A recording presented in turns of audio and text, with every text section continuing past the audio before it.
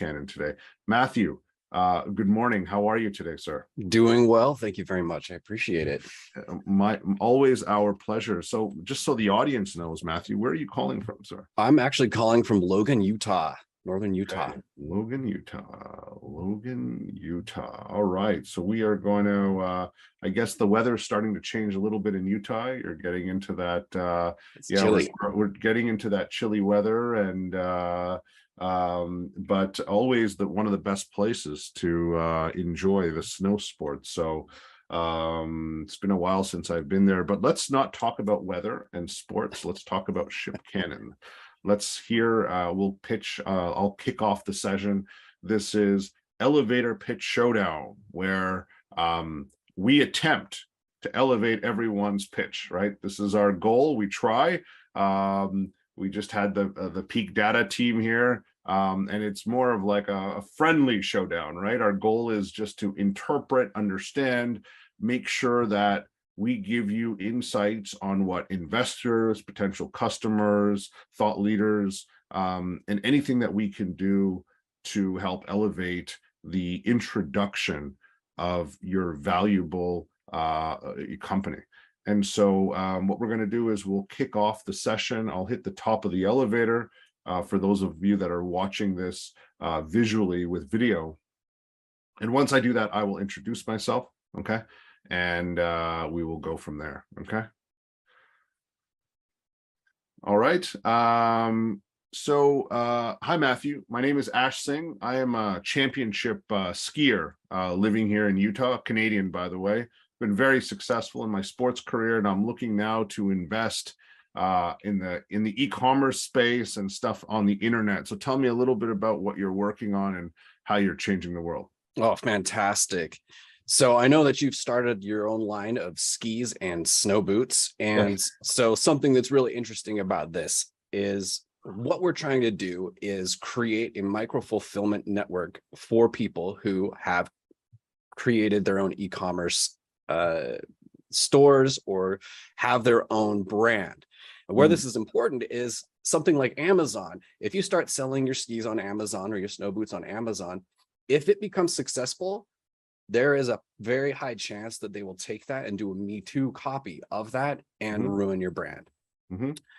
So what we want to do is decentralize how fulfillment works and create a large array of micro fulfillment centers across the United States. Everybody works together in a decentralized platform so that people like you who have a very, very niche brand that want to have that integrity for their e-commerce system, controlling end-to-end their entire fulfillment process. We want you to be able to have that capability in your hands without breaking the bank. Got it. Excellent. And what do you need help with? Are you raising capital? Are you what do you where do you need help? Right. We actually have a working prototype right now, and we have a couple of customers that are going to be our case studies. Yeah. And then we're going to take that and we're going to start presenting the case studies to people like yourself to show what we're doing. And so what we're looking for is about a $20 million investment and the seed round. And we want to be able to take this to establish presences all across the United States. There's 5 locations in the United States right now that if you position yourself in those locations, you can make, I don't know how familiar you are with the logistics industry. It's a $1 trillion industry. Of course. Yeah. And if you position yourself in these 5 locations, just in the United States, you can ship your inventory to specific zones. And the way zones work is the postage or whenever your parcels are moving. Yes. It's a zone location from the location you're shipping from. So we want to move your inventory to specific zones so you can skip those zones and fulfill out of these micro fulfillment warehouses. Got it. Interesting. Got it. So you got your prototype, you need some capital to kind of get this moving to the next phase. Let's dig in a little bit, Matthew. Let's dig into the company itself. I want to, as I was thinking, right, because obviously there's a risk involved with Amazon, right? And you talked about in your pitch, you talked about the fact that if it's successful, they might copy it. Okay. Right. Now, one approach or one perspective around this is that, yes, that might be true, but if they're copying you, you've probably made a lot of money already. Do you know what I mean? You got some momentum. The other thing is, where my brain was at when we think about micro fulfillment centers, when you first started your pitch, I was thinking that, right now, Amazon and a couple of big players currently own that space, right? And obviously their valuations are very high, and they're probably making a lot of money doing it. I kind of wanted to, when you kicked it off, I was thinking more around how you're disrupting that space, right?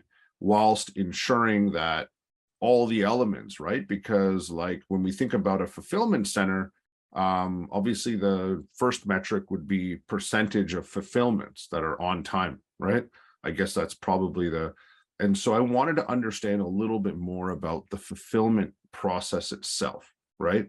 Because I know that you've thought about this and you have a different way of thinking about this. So do you want to talk a bit about that? Because I feel like the copying component is important, but I think it's more about kind of where distributed networks are gonna be, right? And when I think about what you're doing, I'm looking at it, we always talk about these distributed networks. Everyone's been talking about blockchain and all of this. And I'm actually seeing you as kind of that. Imagine if there was like a distributed micro fulfillment process where you have different people managing stuff. What does that do in terms of creating some sort of cost advantage or something like that? I want to know more about that, right? How does that business work? And if you build it right, how does that disrupt the existing kind of incumbents in the market? Okay. So let me just pare it back what you said so that you understand what I understand. Yeah. What exactly, what am I doing that will enable a cost performance benefit? Sure. Yeah. Cost performance benefit on fulfillment.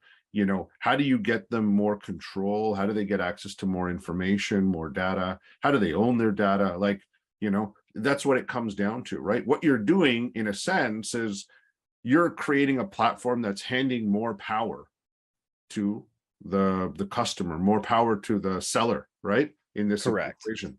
Right. And so the question is around what are all the other things that are going to happen, and where is the cost advantage, time advantage, increased profitability advantage that comes from it, right? I wanted to kind of understand that, right? Because I think, if Amazon is copying you, right? And Matthew, in some markets, like especially in the EU, there is a bit of Amazon has had to stop copying. You know this, right? In the EU, they have a challenge there now where they can't actually copy the successful companies on Amazon, right? So I don't know if that'll ever happen in the United States, but I was more interested on the platform and the process and your way of thinking, your secret sauce, Okay, right. Go ahead. So my secret sauce is like what I said, it's distributed. And what we're doing is we're actually implementing the software on premise. And that allows for a distributed, well, I love the word distributed, but it allows for the spreading out of the system itself. So the bandwidth needed, the computing power, everything that's necessary there is shared amongst all of the clients.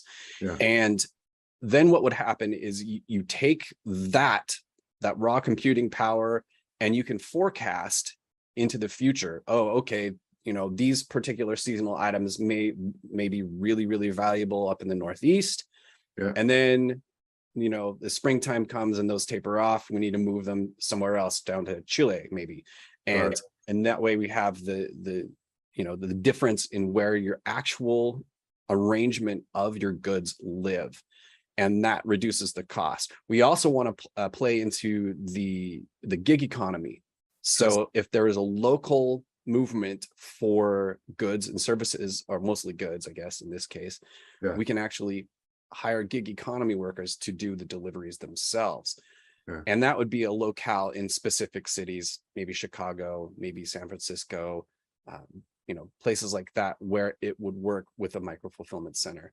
So and people can So ship. does Amazon not do that right now? For those of us that aren't too familiar with how Amazon's process is, do they not already like shift and have some sort of prediction engine in terms of what's going to be in vogue? Like, I mean, in Utah and Toronto right now, everyone's probably thinking about fireplaces and mittens right now, right? Right.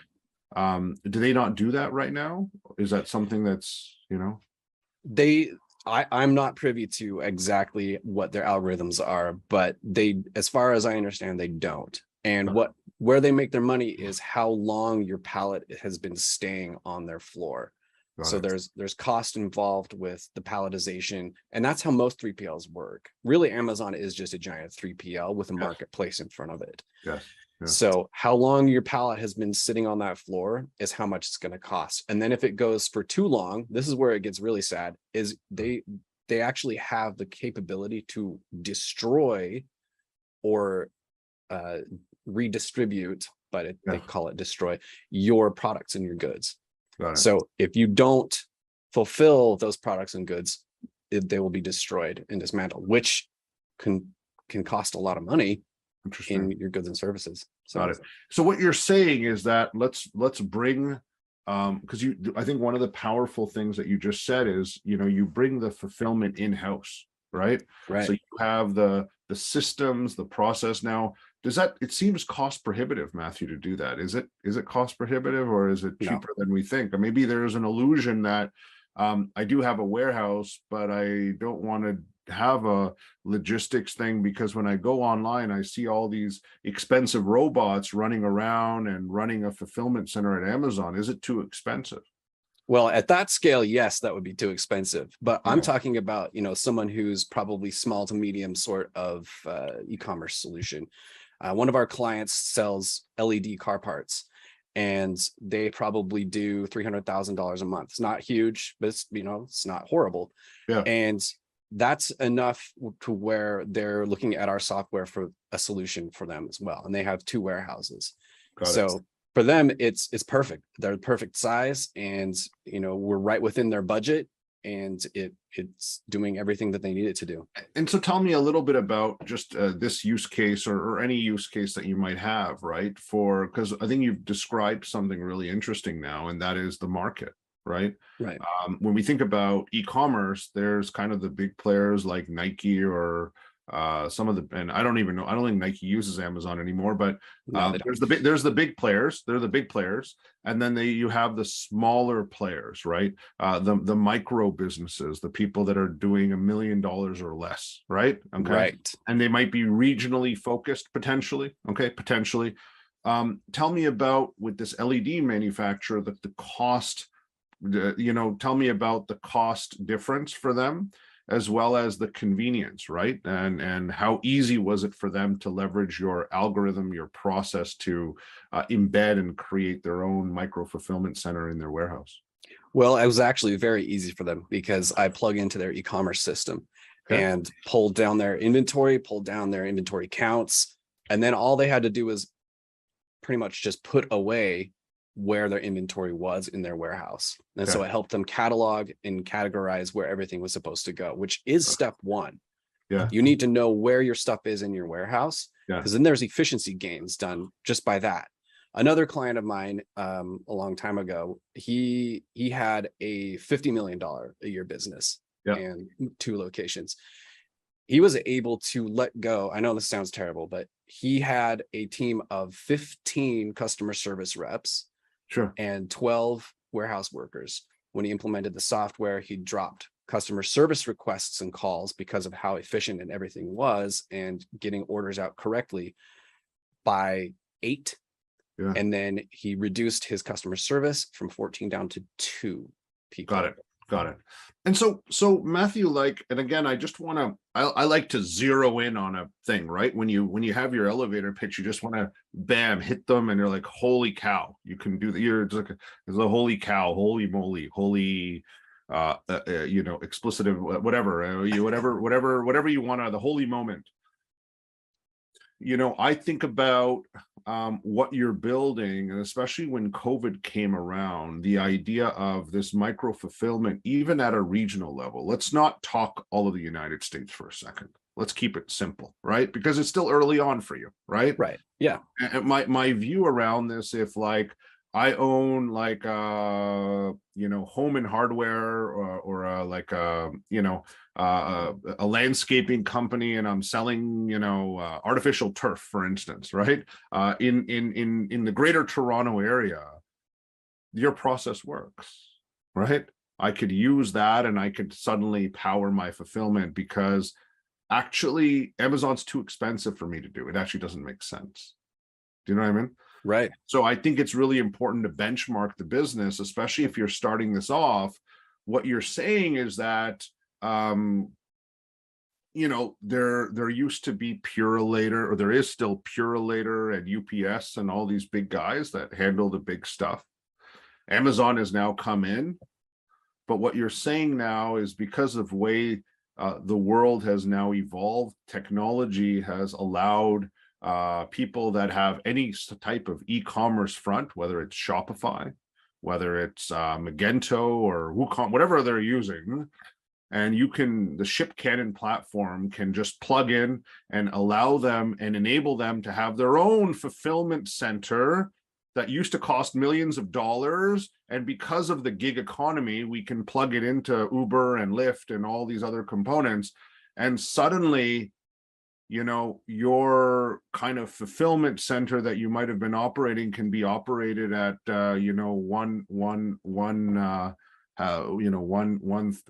half the price, right? You're based on the example that you're doing, right? And then if you get that right, okay, and there's a lot of people that would be looking at this because they want to do it, they want to build it. It's a COVID element, actually, right? People kind of don't want to go to the showroom anymore. They would just send me a PDF of what your stuff looks like and some videos, and then let me know if you can deliver, if I can drive by and pick it up. That's how the world is. Am I right, Matthew? Yeah, is this also in Utah? Yeah, right? it is. Yeah. Okay. And so I look at what you're doing as kind of a response to that. Okay. And it works. They're in control. Okay. And you're able to monitor and manage and maybe even forecast. Today's theme is being able to forecast as well, which I think is really interesting, because you're seeing the trends, right? And then if you get that right, then you can start to become more regional and then national, right? But that's your kind of Series B funding, right? When you kind of move to that level. But Matthew, does that make sense to you? Have I articulated? And then, whether it's a 3PL or a 4PL company, right? These are all fun acronyms that people like us that understand the logistics space know a little bit more about, but you're a next generation company, and this is how you're powering it, right? Exactly. And once they come in, and if they can do it right at half the price, that's beautiful. And now the reason I bring this up, Matthew, is when we think about fundraising, it needs to be very clear to the investor who you're attacking so that they know where their money's going. Okay. And so, for instance, when we think about the regional player, right? And you kind of see this, you probably see this in Utah, right? You drive a little bit outside of the cities, and you have these hardware companies, and you have all these people that have warehousing, and you know what I mean? Exactly. That needs to be powered by you. Right? You need to power that, right? It needs to be that next level extension where the person can go and execute, via WhatsApp or via chat and place their order and pick it up. And that whole process is that little black box that you provide. Yep. Right? You're digitizing their fulfillment center, and versus what they had before, right? You can do it with half the number of bodies, and those people can move into higher value roles, right? That's kind of the goal, right? Yeah. Yep. Get off your Excel spreadsheet and Yeah, get into exactly. a real system. Yeah, get into that mode. But that's kind of where I see, just in terms of where you are right now, Matthew, right? Because the other thing around it, when we think about fundraising, it's about where you are right now, right? What do we need to do now? And then where is it going to take us, right? Okay. And then you can paint the big picture around connecting these micro fulfillment centers for a regional and national play. And then suddenly, boom, it's you're leveraging space and all the other components, and so you don't have the warehousing costs that Amazon has, right? Exactly. You're leveraging what's there, right? You actually don't have the delivery elements because you're leveraging the distribution power of Uber, right? And the gig people, right? And that's kind of where I see this going, if that makes sense. Yep, that's exactly right. Right. I love it. So genius, Matthew. Well, Matthew, again, I'm just listening to you. This is kind of how I'm interpreting it. What normally happens in the real world, a lot of VCs and investors don't give enough time. But I always feel like there's magic with everyone. Everyone has it, but sometimes it just needs to kind of pop in a little bit of a different way. So I'm happy to pitch this idea back to you, if you'd like. I'm happy to pitch ShipCannon to you. I can be your 2-minute CEO, non-equity co-founder, and pitch it to you. Just a couple of questions before I do it. Just so everyone knows, in the United States, how big is the fulfillment space? How big is that industry? Oh my gosh. Last I checked, it was about 5 billion just for 3PL space. Okay. Logistics in itself worldwide is over $1 trillion. Yeah. So we have a $5 billion business. And when we think about the idea of the first group of people that would adopt your software, how big of a market would that be? That's quite big. I can't even put a number on that, to be honest. It's the e-commerce space with tangible goods. Okay. I have some numbers on that, I think. Okay. But you get my point, right? There's that starting point that we have.